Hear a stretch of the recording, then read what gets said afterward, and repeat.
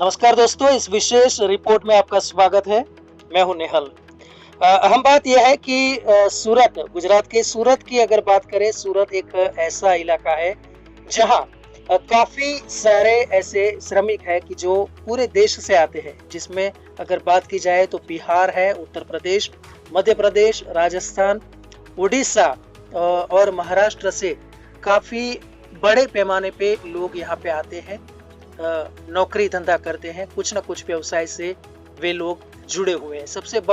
अहम बात यह भी है कि अगर सूरत की बात करें तो यहाँ का टेक्सटाइल मार्केट जो है, जिसमें करीब 80% जो श्रमिक है, जो मजदूर है, जो दूसरे राज्यों से आते हैं।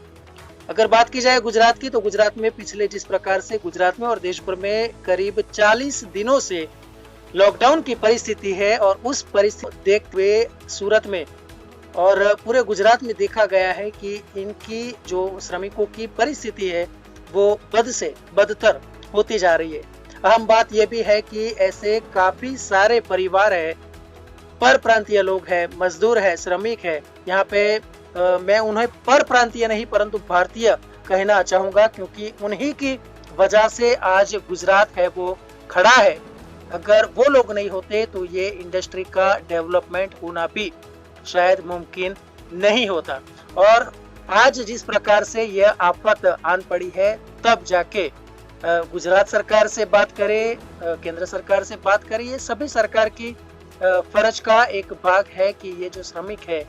वे अगर इनके वतन, उनके होम टाउन जाना चाहते हैं तो जाने की अनुमति और एक प्रकार से पूरी व्यवस्था की जानी चाहिए, क्योंकि ऐसे श्रमिक है जिनका अब तक का जो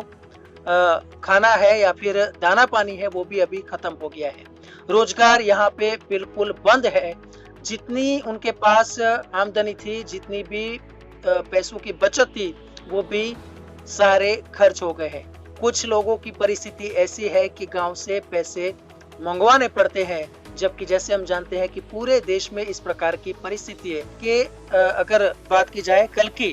5 तारीख की, तो सूरत में जो कड़ोदरा एरिया है, वहां पे जो पर प्रांतीय लोग रहते हैं, जो श्रमिक लोग रहते हैं, ऐसे श्रमिक लोग बहुत बड़ी पैमाने पे अपने घर से बाहर निकल आए। उनका कहना था कि हमारा दाना पानी खलास हो चुका है, हमारे पास अनाज बिल्कुल नहीं बचा है, सब्जी बिल्कुल नहीं बची है, पैसा भी नहीं बचा है, या फिर हमें हमारे जो होम टाउन है वहां जाने की परमिशन दी जाए, या फिर वहां पे खाना मुहैया किया जाए। पर जैसे कि देख रहे हैं आप यहाँ पे, आप सभी दर्शकों को मैं ये दृश्य बताना चाहूंगा, जिसमें आप देख सकते हैं कि बहुत बड़े पैमाने पे लोग रास्ते पे आ गए हैं, जिसका एक ही कारण है कि जो उनको प्राथमिक सुविधाएं दी जानी चाहिए वो नहीं दी जा रही, या फिर जिस प्रकार से दी जानी चाहिए वो नहीं मिल रही है। यही एक कारण है कि वो पुलिस के हाथ मार खाने के लिए भी तैयार है, लेकिन वो कैसे भी अपने घर जाना चाहते हैं। इसमें कुछ लोग जो मुस्कुराहट में भी यहाँ पे हम देख सकते हैं कि कुछ चीजें भी जलाई गई थी। पर सबसे अहम बात यह है कि यहाँ के इसी बात को मद्देनजर रखते हुए यहाँ के जो पीआई है, उनके द्वारा पुलिस फरियाद भी दाखिल की गई है। ना सिर्फ पुलिस फरियाद पर, इनमें जो कुछ लोग इस तूफान में शामिल थे उनको गिरफ्तार भी किया जाए है। पर सबसे अहम बात यह है कि यहाँ पुलिस को भी कुछ संवेदना के साथ आगे बढ़ना चाहिए, कुछ रहम की दृष्टि से भी देखना चाहिए, क्योंकि ये भी यहाँ पे बुरी तरह से यहाँ के लोग फंसे हुए हैं। तो यह भी एक बात ध्यान में रखनी इतनी ही जरूरी है, क्योंकि करीब जिस प्रकार से पुलिस के जरिए यहाँ पे जो जाहिर, जो पब्लिक संपत्ति है, प्रॉपर्टी है, पब्लिक प्रॉपर्टी है,